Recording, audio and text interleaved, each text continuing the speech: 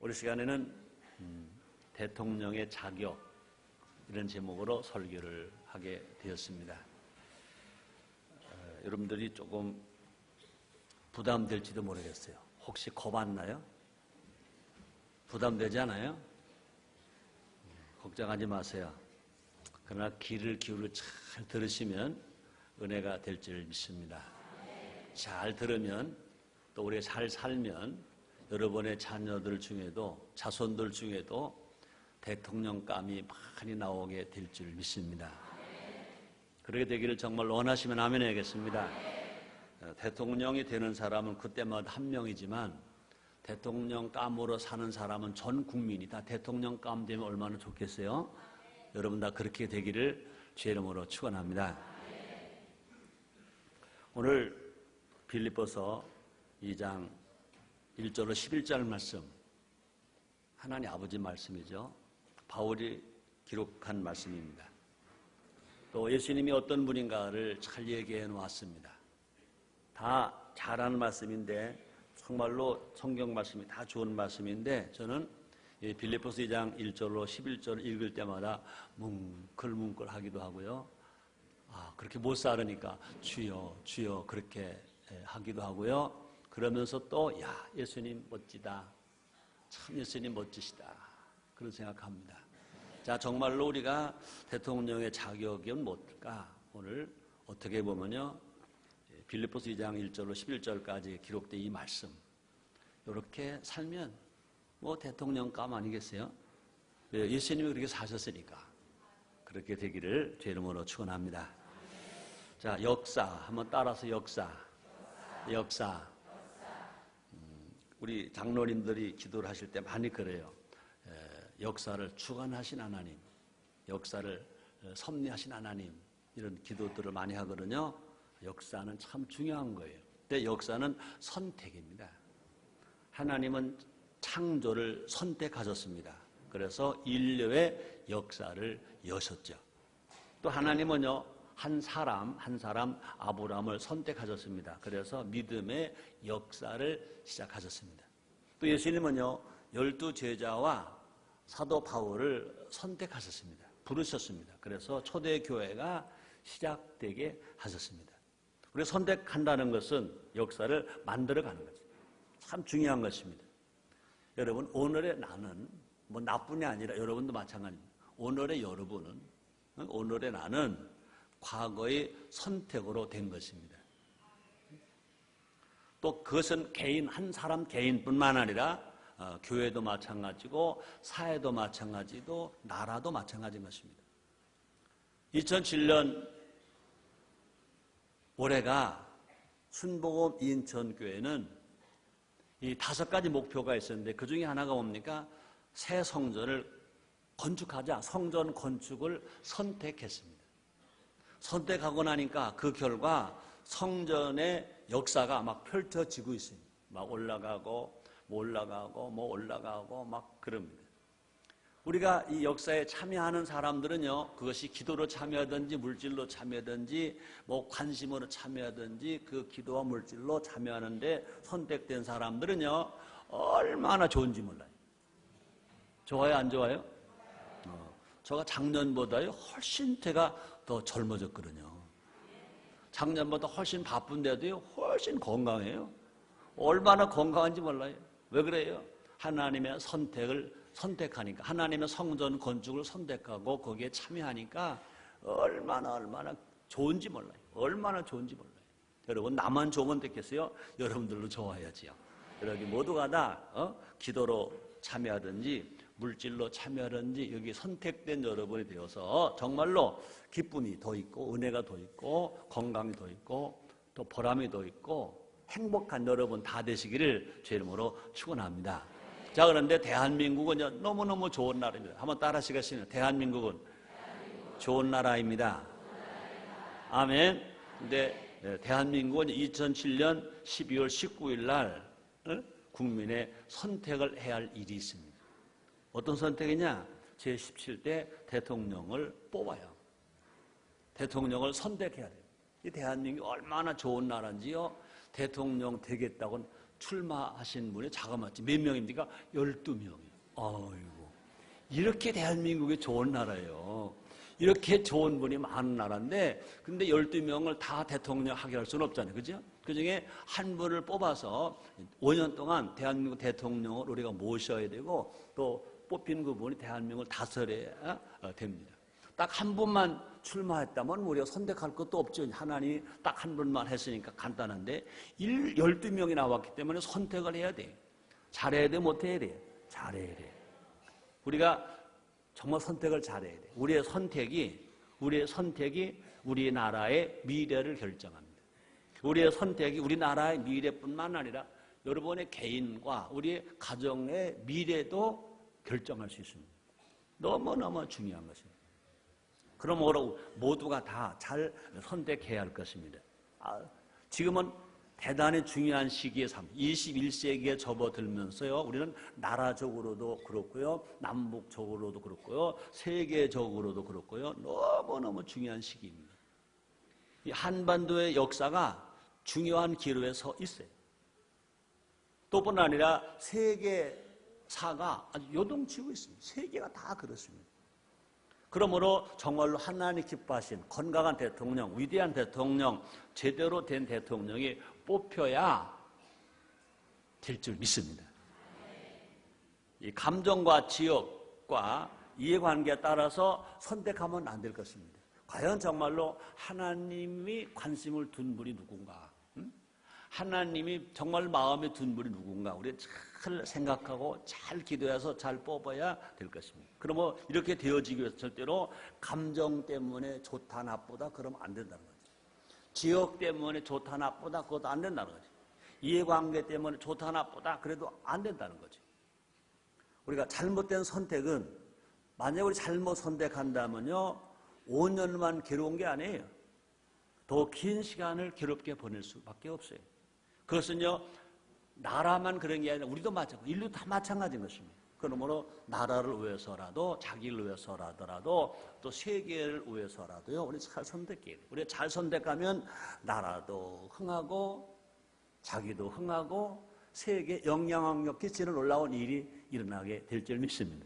그러나 우리가 잘못 선택하면요, 나라도 망하고, 나도 망하고, 그저 사돈도 망하고, 팔촌도 망하고, 다 망하고, 나라적으로 아주 망신을 당하게 될 것입니다. 그럼 이 시간은요, 정말로 이제 12월 19일이니 오늘 3일, 며칠이죠, 오늘이? 2일이죠. 17일 남았어요. 아주 중요한 시기에 사실은 이 설교를 좀 늦게 할까로 생각했는데 아니에요. 지금 설교를 해야 여러분들이 하나님이 어떻게 보시는가 생각하고 고민하고 기도해서 이제 투표 날은 정말로 하나님 마음에 딱 드는 사람 딱 찍어서 그 중에 한 사람을 당선시켜야 되니까 잘 좋은 일이 일어날 줄 믿습니다. 제가 오늘 9시 예배로 설교하면서 되게 제가 부담이 됐어요. 여러분 잘 들으셔야 되고 기도하셔야 되고, 오늘 이런 설교한다고 대통령의 자격이라는 설교 제목으로 설교한다고 국민일보에 다 나갔잖아요. 아마 지금 많은 사람들이 관심을 가지고 이 설교를 듣고 있을 겁니다. 아마 텔레비전으로 인터넷으로 보고 있을 것입니다. 그래서 요놈 잘못하면 잡아야지. 그래가지고 아마 선거관리위원회에서도 아마 여러 하고 있을 거고요. 아마 높고 군대도 막 이렇게 있을 거고요. 그럴 거예요. 그러나 여러분 걱정하지 마세요. 제가 안 잡혀가도록 설교할 거니까. 아멘입니까?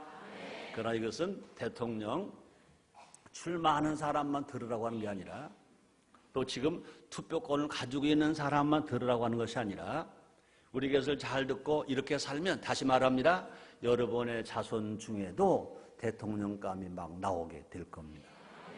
여러분 자손들 중에도 대통령감이 막 나오게 만들어야 됩니다. 그래서 하나님 정말 원하시는 대통령의 자격에 대해 알아보자는 것입니다. 그래서 우리가 좋은 대통령을 뽑자는 것이에요. 또 우리 좋은 대통령을 뽑을 뿐만 아니라, 다시 말합니다, 여러분의 자녀들 중에도 대통령감이 많이 나오게 되기를 주님으로 축원합니다. 대통령감이 안 되고 대통령 하는 거, 이게 문제입니다. 그럼 대통령감이 된 후에는요, 대통령 안 해도 괜찮아. 대통령감이 되고 대통령 안 해도 괜찮아. 그러나 우리는요, 대통령감이 안 되는 사람을 뽑아놓으면요, 그는 우리 큰 실수인 것입니다. 다시 말합니다. 나는 이 설교를 듣는 모든 분들이 우리는 다 지나갔으니까 안 되는 거잖아요. 우리 후손들이, 우리 자손들이 다 대통령감 되게 합시다. 첫째, 창조주 하나님을 아버지로 섬겨야 한다. 창조주 하나님을 아버지로 섬겨야 한다. 적어도 경천애인해야 한다. 하나님을 경외하고 사람을 사랑해야 한다. 우리 속담에 그런 말을 씁니다. 태산이 높다 하되 하늘 아래 매이로다. 아무리 이 지구상의 산이 높아도 하늘에 비교하면 작은 매에 불과하다는 것입니다.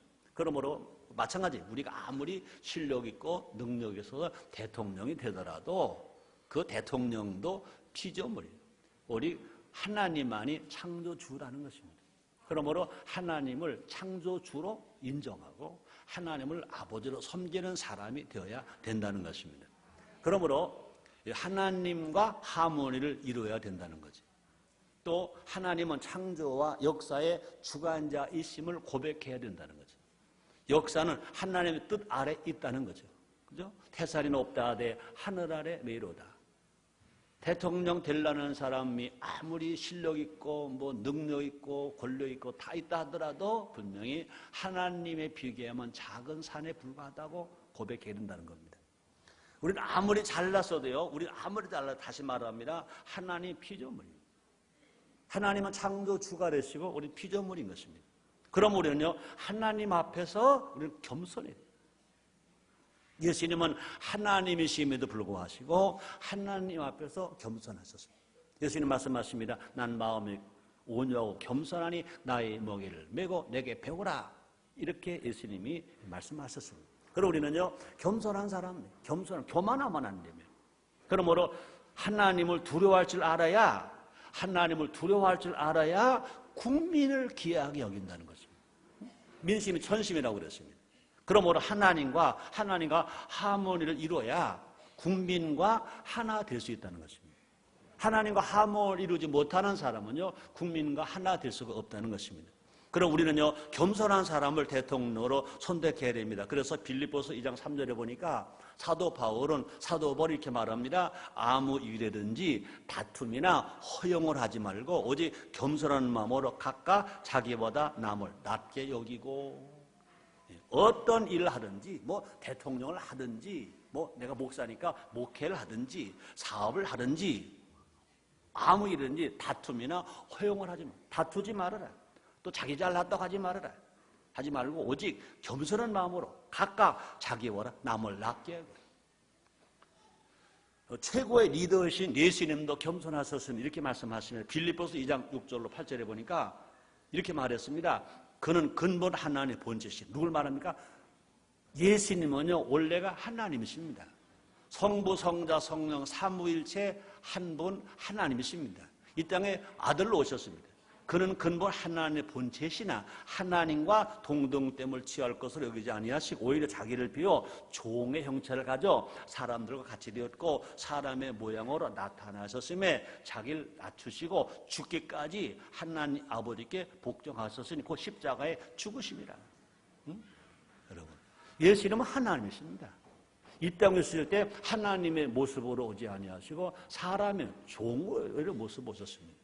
하나님 아들 예수님 마지막 십자가 죽으실 때 뭐라고 말씀하셨습니까? 내가 다 이루었다 그랬습니다. 그 말이 뭡니까? 내가 하나님 아버지 말씀을 다 이루어드렸다. 그리고 십자가에서 죽으시기까지 예수님은 하나님의 말씀을 이루어드리기 위해서 모두 순종하시고 복종하시고 겸손하셨다는 것입니다. 우리가 이런 사람이 되어야 하나님께 뽑혀진다는 것입니다. 그래서 우리 하나님 제일 싫어하는 사람 어떤 사람입니까? 교만한 사람. 이렇게 말합니다. 교만은 패망의 선봉이요. 그렇습니다. 정말로 대통령이 만약에 하나님 앞에 교만하면 하나님은 그 나라를 그냥 둘 수가 없습니다. 대통령이 교만하면 나라 전체가 어지럽게 됩니다.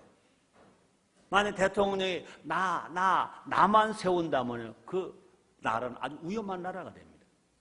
하나님 앞에서 낮아지는 사람을 선택해야 된다는 것입니다. 그래서 국민 앞에서 종이 되는 사람을 뽑아야 된다는 것입니다. 겸손할 때 하나님 말씀하십니다. 겸손할 때 하나님께 높여준다 그랬어요. 예수님은 하나님 앞에 철저하게 겸손하셔서 십자가 빌려 죽기까지 하셨습니다. 근데 마지막 오늘 본문에 보니까 무덤에 계신 예수님, 하나님 말씀을 이뤄드리기 위해서 겸손해서 말씀을 실천하기 위해서 마지막 십자가 빌려 죽기까지 하시는데 그 죽으신 예수님은 하나님이 어떻게 하셨습니까? 무덤에서 부활하게 하셨습니다. 승천하게 하셨습니다. 그래서 하늘에 있는 것들이나 땅에 있는 것들이나 땅 안에 모든 것들이 예수님 앞에 무릎을 꿇게 하셔서 하나님 아버지께 영광을 돌리게 하셨다는 것입니다. 그러므로 하나님 앞에 겸손하면 하나님 높이시고 하나님 복을 주실 것입니다. 그러므로 하나님께서 대통령을 높여주시면 나라 전체가 올라가는 것입니다. 자, 과연 누가 하나님 앞에 겸손한 사람이냐? 하나님과 하모니를 이루는 사람, 국민과 하모니를 이루는 사람, 정말로 하나님을 창조주로 인정하고 하나님을 아버지로 인정하고 하나님 아버지께 겸손하고 섬기는 사람, 그런 사람이 진실로 하나님께 인정받는 사람이고 그런 사람을 하나님이 뽑아 주실 줄 믿습니다. 두 번째입니다. 부모, 어른, 스승을 공경하는 사람입니다. 부모, 어른, 스승을 공경하는 사람. 그렇습니다. 대통령은요, 부모, 어른, 스승을 공경해야 됩니다. 부모, 어른, 스승은 오늘을 있게 한 장본인들이십니다. 부모가 피로 날라하셨습니다. 모든 어른들이, 그죠? 모든 스승들이 이 나라 경제를 살렸고, 이 나라 교육을 이만큼이나 살렸고, 이 나라 민주를 이만큼 오게 하셨습니다. 그분들의 피가 없다면 우리는 태어나지 못했습니다. 그분들의 눈물이 없고 땀이 없다면 이만큼 성장할 수가 없습니다. 그분들이 우리보다 못 배웠다, 학력이 없다, 뭐 세대가 지금 다르다, 아닙니다.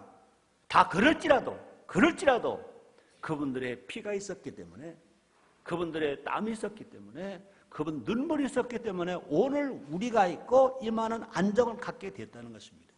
혹시 그분들 실수할 수 있습니다. 왜 노인은 망령 난다며요. 할 수 있습니다. 그러나 그 실수가 있다고 해서 그분들의 큰 공을 절대로 무시할 수는 없다는 것입니다. 또뿐 아니라 나와 좀 다르다고 해서 애면해도 절대 안 된다는 것입니다. 여러분, 이스라엘 나라가 왜 남과 북으로 갈라졌습니까? 이스라엘 나라가 왜 망했습니까?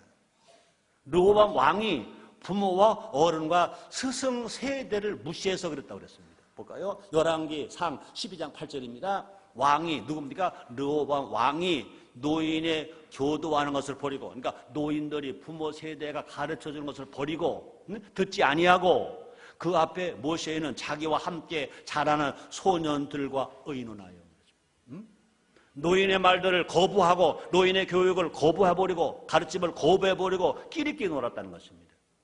세대를 갈라놓았다는 것입니다. 그러므로 국론을 통합해야 할 왕이 국론을 분열시켰습니다. 노인 세대와 젊은 세대가 모두가 다 함께 국론을 이루는데 힘을 모아줘야 되는데 어른들의 말을 무시하고 끼리끼리 제 소년들과 제 동무들 말만 들었다는 거예요. 그것이 결과 이스라엘 나라가 남과 북으로 갈라지게 나라가 망하게 되었다는 것입니다. 여러분, 지도자일수록 대통령일수록 내 의견과 다른 의견에 귀를 기울여야 할 것입니다. 상대를 인정할 줄 아는 사람이 큰 인물인 것입니다. 또뿐 아니라 상대를 품을 줄 아는 사람이 진정한 지도자라는 것입니다. 지금 이 정부가 참여정부라고 이름을 내걸을 때 저는 그때 이재정 지금 통일원 장관하는 분에게 그런 말 했습니다. 뭐 우리 친분관계 계시니까 참여정부라고 이번에 말하고 참 잘했습니다. 잘 정했습니다. 그런데 오해하지 마세요. 과거에 참여했던 사람 다 내보내고 그동안 참여하지 않은 사람만 데려다 쓰면서 그걸 참여라고 말하면 안 됩니다. 과거에 쓰던 사람들 중에도 좋은 사람 다 쓰고 그동안 참여하지 못한 사람들 중에서 좋은 사람 찾아 쓰는 그것이 참여입니다. 이걸 분명히 대통령께 말씀해 주십시오. 그랬더니 알았습니다. 그랬습니다. 그래서 사실은 이 참여정부가 그때 내 말을 안 들은 것 같아요. 과거에 하는 사람 다 내보내놓고 그동안 참여 못한 사람들 전부 불러다가 흔히 말하기를 언론이 말하더라고. 그게 무슨 정권이냐. 참여 코드 정권이라는 말인데 그건 내가 한 말은 아니고요. 그러더라고요. 참여가 뭐냐. 좋은 사람이면 다 노인이든지 젊은 사람이든 성년이든 소년, 남자든 여자든 남는 옷을 기점 구분하지 말고 정말 나라에 필요한 사람은 다 불러 써라는 것입니다. 이것이 진정한 참여가 된다. 그러므로 그동안 나를 아프게 했더라도 나에게 정말로 고통을 줬다 하더라도 나라를 위한 일이라면 상대를 품는 것입니다. 이번 대통령 선거 같으면 분명히 대통령 12명 중에 1명 됩니다. 나머지 11명도요 모두가 다 자기 때 나라 사랑하는 사람들이에요. 그 사람도 나름대로 나라를 어떻게 운영할 것인가 좋은 방법이 있을 것입니다. 분명히 누가 대통령 된 사람은요 자기가 내놓은 정책만 옹고집으로 하려고 하지 말고 다른 후보가 내놓은 안 중에 좋은 걸 있으면 모두가 다 불러와야 됩니다.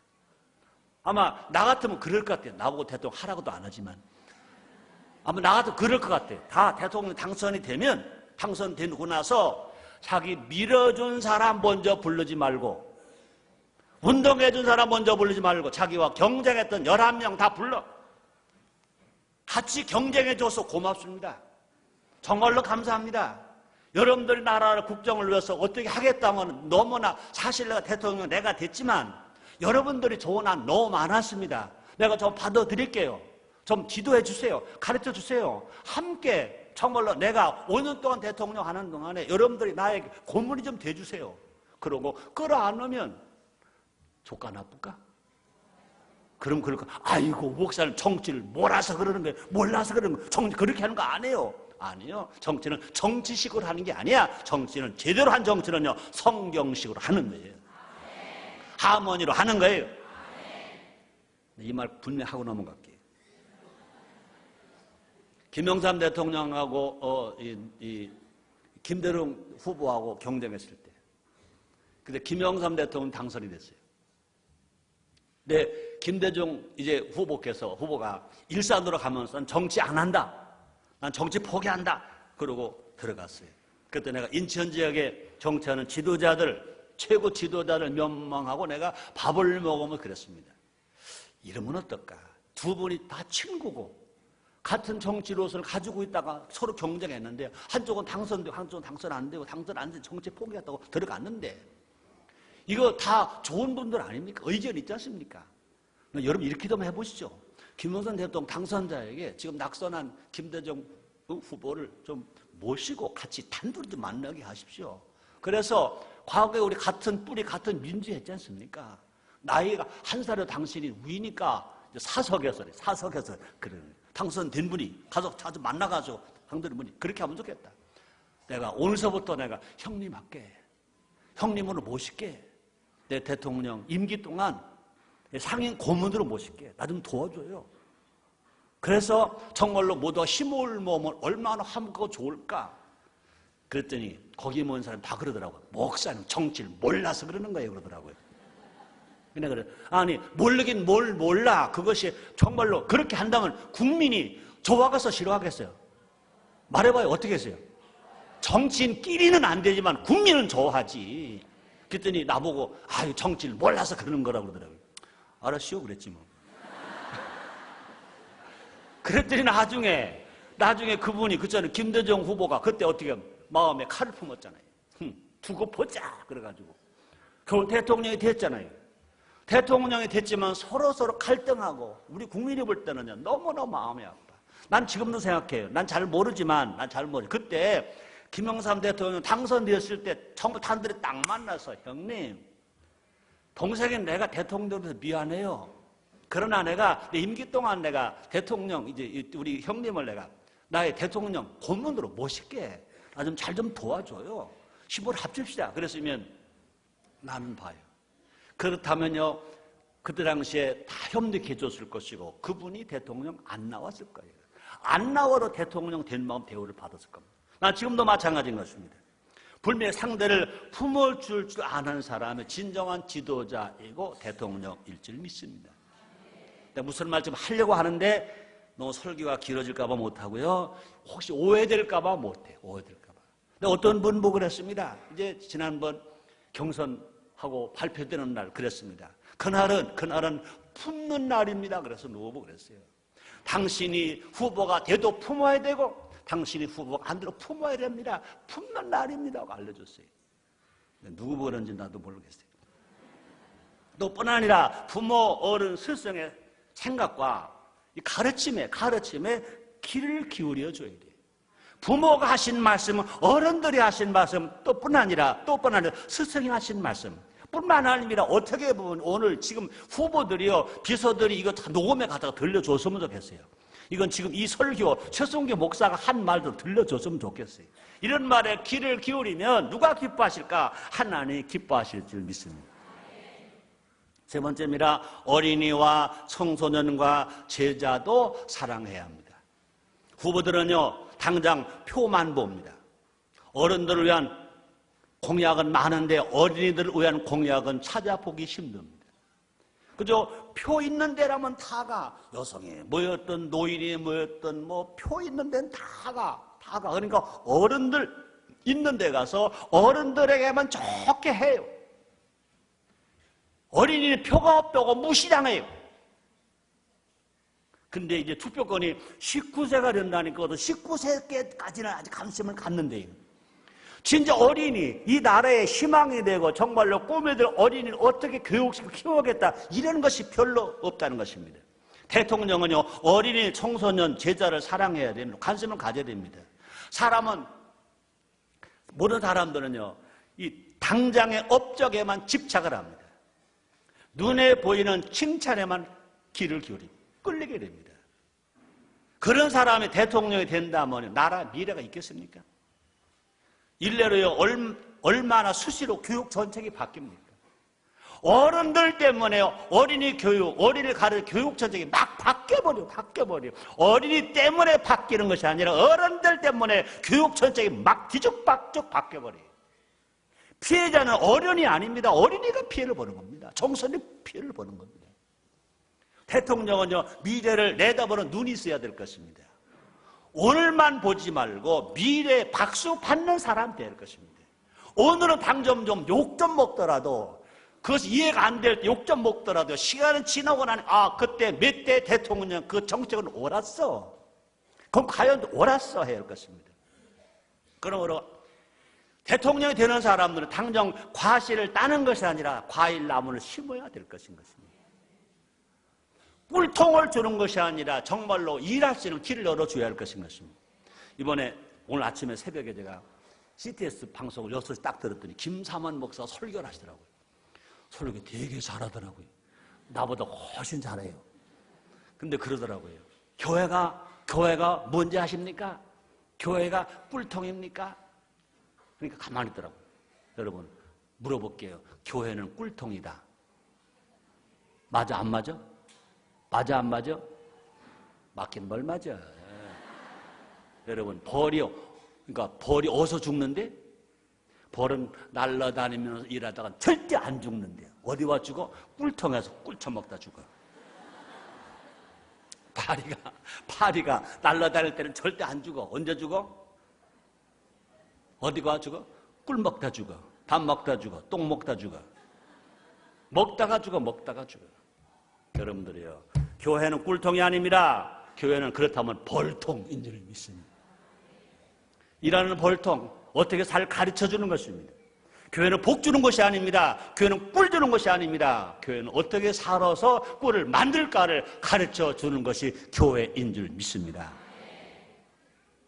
대통령도 마찬가지 같습니다. 과실을 따는 것이 아니라 과일 나무를 심는 대통령이 되어야 된다는 거죠. 대통령은요, 예수님처럼 어린이와 청소년을 귀하게 여겨야 될 것입니다. 예수님 말씀하십니다. 마태복음 19장 14절입니다. 예수께서 가라사대 어린아이들을 용납하고 내게 오는 것을 금하지 말라. 천국 이런 자의 것이니라 말씀했습니다. 말만이 아니라 진정으로 다음 세대를 사랑해야 합니다. 대통령이 어린이 육성에, 어린이 교육에 관심을 가져야 될 것입니다. 또 대통령이 청소년의 미래를 열어주기 위해서 애쓰고 수고하고 땀 흘려야 될 것입니다. 그러므로 학교 교육을 바로 세워서 제자를 양성하는 정책을 펴나가야 될 것입니다. 그러므로 어린이와 청소년 제자들을 위해 일하는 대통령을 뽑아야 될 것입니다. 미래를 개척할 줄 아는 사람을 선택해야 할 것이고요. 또 뿐 아니라 우리의 미래가 거기에 달렸기 때문에 그렇습니다. 지금 우리가 잘 선택하면 우리의 자녀들이 위대한 인물이 되고 위대한 지도자가 되고 위대한 대통령으로 자라게 될 줄 믿습니다. 네 번째입니다. 가족을 사랑해야 합니다. 대통령은요, 가족을 사랑해야 합니다. 가족을 사랑한다는 것은 뭐냐? 무엇이 중요한 가치이냐 이거죠. 중요한 가치인지 알게 된다는 것입니다. 그러므로 대통령의 자리는요, 결정하고 책임지는 자리인 것입니다. 대통령의 자리는 일하는 자리가 아니라 결정하는 자리고 책임을 지는 자리입니다. 대통령의 결정은 한 개인의 결정만이 아닌 것입니다. 사람을 살리기도 하고 죽이기도 하는 결정이 누가 합니까? 대통령이 합니다. 대통령의 말 한마디가 망하게 할 수도 있고 흥하게 할 수도 있습니다. 결정은요, 가치관에 따라 달라질 수 있습니다. 무엇의 가치를 두느냐가 참 중요합니다. 어떤 가치를 소중히 여기느냐, 무슨 가치에 무게를 두느냐에 따라 결정이 달라질 수 있다는 것입니다. 대통령일수록 바른 가치관을 가져야 합니다. 좌우 이념에 따라 절대로 흔들려서는 안 됩니다. 바람이 부는 대로 흔들려서는 안 됩니다. 여기서 이 말하고 저기서 말, 전라도 가서 말한다고, 흘러다 충청도 가서 경상도 말을 흔들면 안 됩니다. 분명히 자기가 어디 갔든지 자기 이념에 딱 서서 그냥 가는 것입니다. 얼마 전에요, 텔레비전 광고를 봤더니요, 무슨 자동차인가 무슨 타연가를 광고하는 건가 봐요. 멋진 남자가 다 가운데 앉아있더라고요. 양쪽 여자가 앉았는데 자꾸 흔들거리니까 이리 쏠리고 이렇게 쏠리고 그래요. 와도 쏠리더라고요. 그러니까 이리 쏠리니까 이쪽 가는 척 했어요. 이리 쏠리니까 이쪽에 기분 나쁘더라고요. 저쪽 갔다 오니까 팍 찍더라고요. 못 오라고. 근데 타이어를 바꿔 나와요. 안 흔들리고 쫙 하니까 서로 양쪽에 이리저리 쏠릴 때는 두 여자가 서로 싫다고 밀었는데 가만히 딱 서 안 쏠리니까 두 여자가 딱 붙어가지고 이야, 여러분 광고가 메시지예요. 우리 하나님 우리에게 가르쳐주는 것이 뭡니까? 우리는요, 좌로 우로 치우치지 말라는 겁니다. 우리 신앙은 절대로요, 좌로 우로 치지 말고 우리 십자가 바라고 가야 돼요. 더군다나 여러분, 대통령 될 사람이 어느 도시 가서는 거기 쏠리고 어디가 거기 쏠리고 그 대통령입니까? 아니요.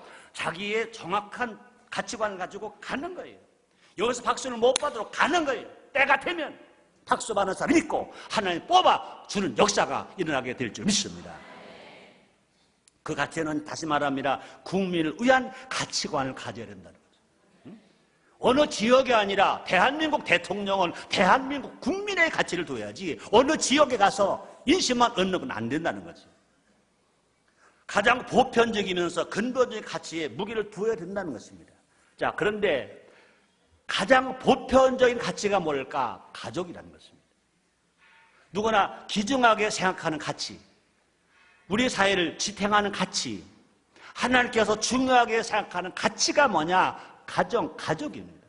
성경을 말합니다. 디모데 전서 5장 8절입니다. 누구든지 자기 친족, 특히 자기 가족을 돌아보지 아니하면 믿음을 배반한 자요 불신자보다도 악한 자니라 그랬습니다. 한번에도 가와 만사성, 가족이 화목한 바 이루어진다고 그랬습니다. 여러분, 대통령이 되는 사람도 국민의 가족을 기억해요. 대통령이 되려면요, 가족 사랑의 가치관을 가져야 할 것입니다. 솔직하게 가족을 등한히 하는 사람, 가족을 중요하게 여기지 아니하는 사람이 지도자가 된다면 그 나라 가정이 건강할 수가 없다는 것입니다. 우리 모두가 이를 위해서 기도해야 할 것입니다. 건강한 가정이 진정한 국력입니다. 가정마다 다 행복하면 그 자체가 그것이 국력이다. 난 말합니다. 가족이 다 대한민국의 모든 가족이 다 행복하다, 다 건강하다, 행복해서 살겠다. 그렇다면 여러분, 소년 범죄가 있을까? 소년 소녀가 가출을 할까? 가족이 다 행복하다면 남편이 나가서 바람을 필까? 아내가 안 나가 바람을 필까? 살맛 안 나고 자살을 할까? 의욕이 없어서 사업을 포기할까? 무슨 말씀합니까? 여러분, 나는 그겁니다. 가족, 모든 대한민국의 가족이 다 행복하다면 파출소가 뭐가 필요해? 경찰서가 뭐가 필요해? 교도소가 뭐가 필요해? 가족이 다 행복한데 별로 흥미가 없나 봐. 맞아요, 안 맞아요? 맞아요, 안 맞아요? 가족, 제 가족 행복해 못하면서 뭐를 해, 하기는. 가와만서성이라고 그랬어. 여러분, 정말로 여러분 국민의 그 소망은 아주 작아요. 자기 가족이 행복해. 근데 또 안타까운 건요, 너무나 많은 국민이요, 출세한다는 데는 눈이 커져요. 뭔가 재벌이 되고 돈이 막 벌어진다는 눈이 커져요. 그런데 너희 가정이 행복해야 된다, 너에게 행복하라 그러면 그건 고까지 걸로 알아요. 여러분, 진정한 행복은 어디서부터 있느냐? 가족에서부터 있는 줄 믿습니다. 다섯 번째는요, 나라를 사랑해야 돼. 애국자여야 돼. 애국 정신이 있어야 됩니다. 여러분, 대한민국은 민주공화국입니다. 대한민국은요, 정치가 민주고요, 경제가 자유고요, 신앙이 자유, 거주가 자유입니다. 그러나 대한민국은 분명히 권리만 있는 것이 아니라 의무가 있습니다. 분명히 대통령이 될 사람은요, 대한민국 법을 지켜야 합니다. 대통령 될 사람은 나라를 사랑해야 됩니다. 애국자가 됩니다. 애국자가 경제로 살립니다. 17대 대통령은 나라를 사랑해야 돼. 대통령의 자리를 위한 내가 대통령 되고 싶어서 대통령 되는 것이 아니라 나라를 위해서 대통령 되는 사람. 정당을 위해서 대통령 되는 것이 아니라 나라를 위해서 대통령 되는 사람. 대통령 가장 높은 자리가 아니라 열심히 일하는 자리, 책임지는 자리. 나만 배부른 자리가 아니라 국민을 배부르게 해주는 자리. 나라를 위해서라면 어떤 희생도 감수하는 자리. 그래서 우리가 옛날에 불렀던 노래가 있습니다. 이 몸이 죽어서 나라가 선다면 있을까 죽겠다. 이제 가사가 바뀌어야 할 것입니다.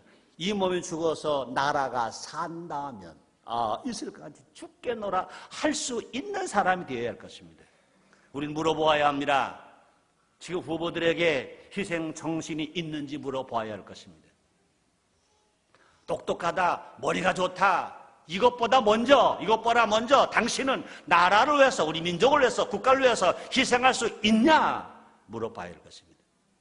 또 뿐 아니라 당신은 국민 앞에서 정직한지 물어봐야 할 것입니다. 나라를 위한 일이라면 인기 없는 발언도 할 수 있냐고 물어봐야 됩니다. 인기 있는 말만 해가지고 인기로 몰려다니는 그런 사람이 아니라 나라를 위한 일이란 박수를 못 받더라도 인기를 몰았더라도 말할 수 있냐 물어봐야 할 것입니다. 많은 후보들이 미래의 청사진을 남발하고 있습니다. 별거 다 하겠다고 합니다. 그걸 다 이룬다면 그 사람들 돈 가지고 나라 살림하는 거 아닙니다. 그걸 다 많이 이루려면, 그걸 안 이루어지니까 다행이지, 그걸 다 이루려면 국민은요, 세금에 쳐서 숨도 못 쉬고 죽을 겁니다.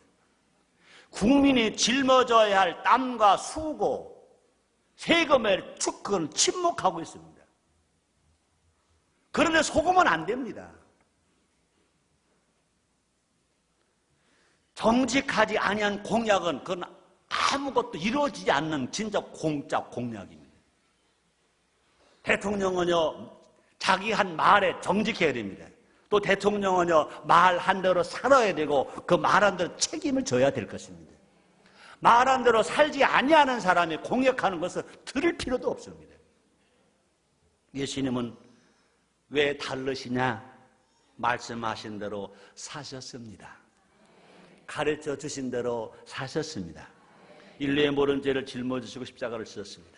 동시에 자기 십자가를 지고 나를 따르라고 말씀하십니다. 마태복음 16장 24절입니다. 예수께서 제자들에게 이르시되 아무든지 나를 따라오려거든 자기를 부인하고 자기 십자가를 지고 나를 쫓을 것이니라. 예수님은요, 인류의 구원을 위해서 당신만 십자가 빌려 죽으신 것이 아니라 나를 따라오려면 내가 진 십자가, 내가 지고 나를 따라오라. 이것이 지도자가 할 수 있는 말인 것입니다.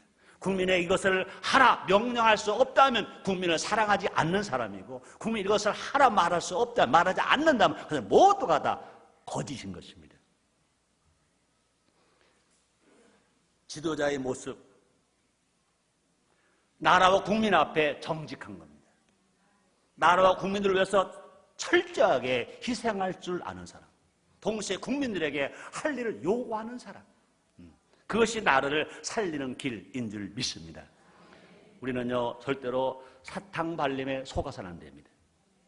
눈을 크게 뜨고 분별해야 합니다. 후보들에게 국민이 철저하게 검증하고 있음을 보여줘야 될 것입니다. 나라를 위해서 희생하는 대통령이 국민을 사랑하는 대통령인 것입니다. 정직한 대통령이 진정한 애국자요, 나라를 살릴 수 있는 대통령입니다.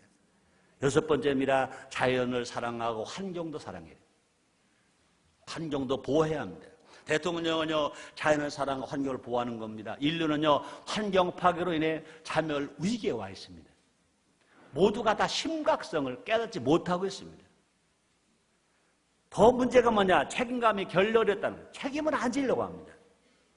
나부터 책임질 때는 생각을 갖지 않고 있다는 이게 큰 잘못입니다. 자연사랑 환경보호는요 의무를 넘어선 책임이다. 책임이다. 또 뿐만 아니라 이것은 뭐냐? 미래에 대한 책임이다. 대통령이라면요 의무를 넘어선 책임감이 있어야 합니다. 책임감이 없다면 수많은 약속들이 다 허풍으로 끝나버리고 말 것입니다. 책임감이 있어야 미래가 열립니다. 우리 부모 세대가 책임을 지면 우리 후손 세대가 잘 될 것입니다. 대통령이 책임을 지면 국민이 잘 되게 될 것입니다. 여러분, 구약에 룻기를 압니다.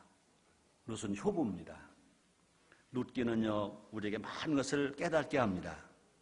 룻기는 다윗 왕조를 여는 예고편과 같은 말씀입니다. 룻이 없었다면 다윗 왕조가 없었고, 다윗 왕자가 없다면 예수님 땅에 다윗 족보에서 예수님이 나오실 수가 없습니다. 그 길을 연 사람이 누구냐? 룻이라는 겁니다. 그래서 룻기가 처음에 시작할 때는 아주 초라합니다. 남편이 죽고 아들 둘이 죽습니다. 새 과부가 생깁니다. 아주 망한 것 같습니다. 근데 나오미의 가정은 그렇게 기우로 가고 있었지만 두 사람의 책임감이 나오미의 가정을 살리는 겁니다. 또 나오미의 가정을 살리는 것만 아니라 다시 말합니다. 다윗의 왕조가 세워지는 것입니다. 룻은 시어머니에 대한 책임감이 있었습니다. 또 보아스는 나오미 가정에 대한 책임이 있었습니다. 룻의 책임과 보아스의 책임이 나오미의 가문을 세워줬을 뿐 아니라 다윗의 왕조가 세워졌고 예수 그리스도가 탄생하는 놀라운 축복을 받았습니다. 흔히 말하기를 우리는 이렇게 말합니다. 룻은 이방 여인이면서 예수 족보에 들어갔다. 그거 정도가 아닙니다. 룻은 책임을 졌습니다.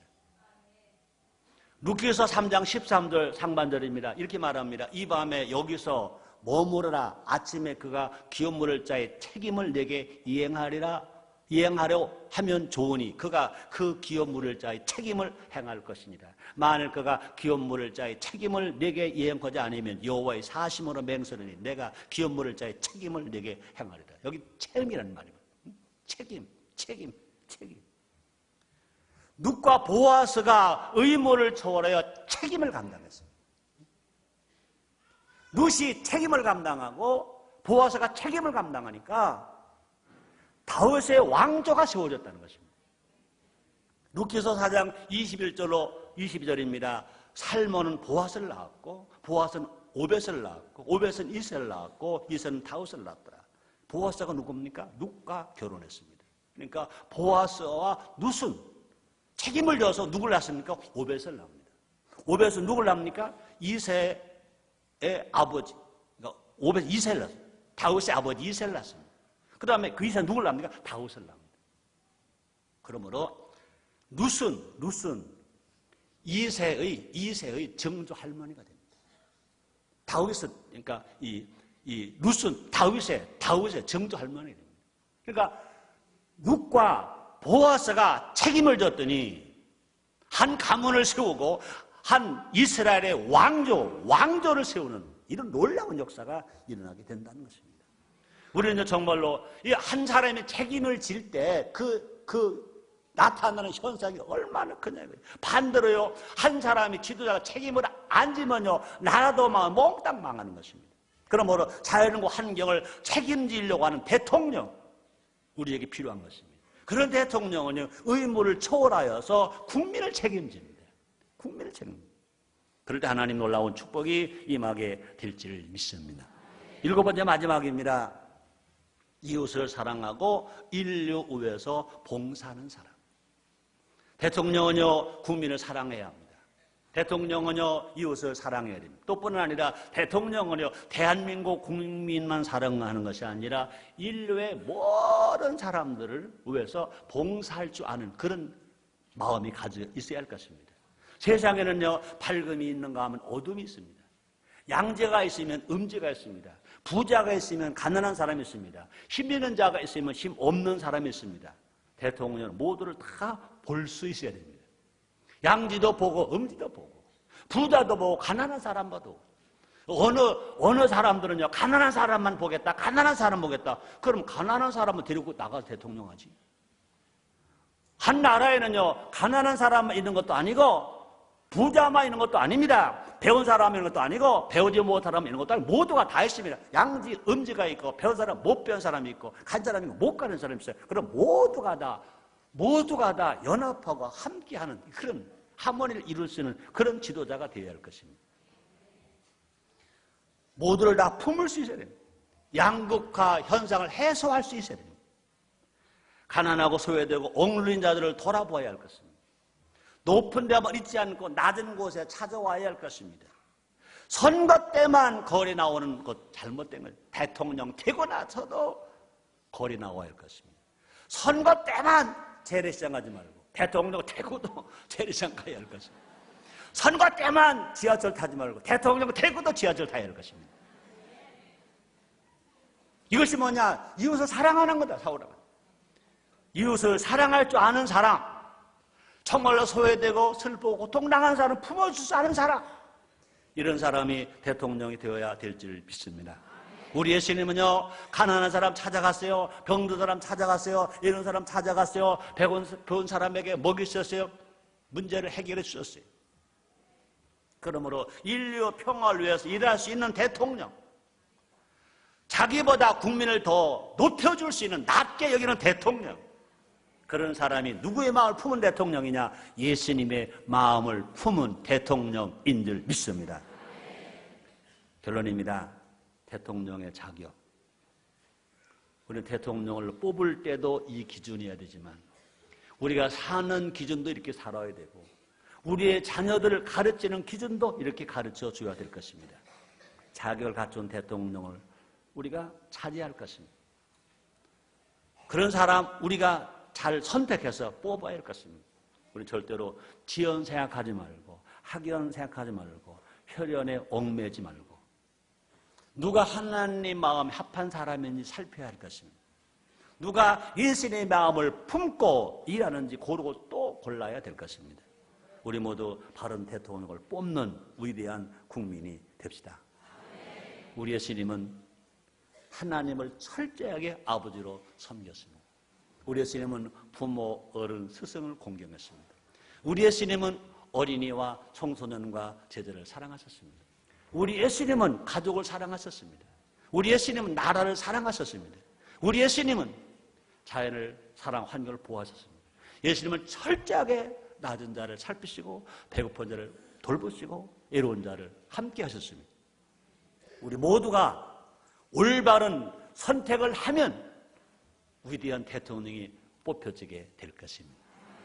과거 왕정시대는요, 왕이 좋으면 국민도 살기 좋았습니다. 그러나 지금은 국민이 위대해야 위대한 대통령을 뽑을 수 있습니다. 우리 모두가 다 위대한 시민 정신으로, 위대한 신앙으로, 위대한 국민이 되어서 위대한 대통령을 뽑는 우리 모두가 됩시다. 기도하겠습니다. 하나님 감사합니다. 우리나라 대한민국 너무너무 좋은 나라입니다. 12월 19일 대통령을 뽑을 수 있습니다. 이거 자체가 큰 복입니다. 감사하게도 12명 후보가 나왔습니다. 누구를 뽑아야 할지 우리 생각으로 기준이 잘 안 설 때가 있습니다. 하나님이 말씀해 주시니 감사합니다. 성령이 인도해 주시니 감사합니다. 위대한 국민의 위대한 결단으로 위대한 대통령이 뽑혀지게 하여 주시옵소서. 예수님의 이름으로 기도드렸나이다.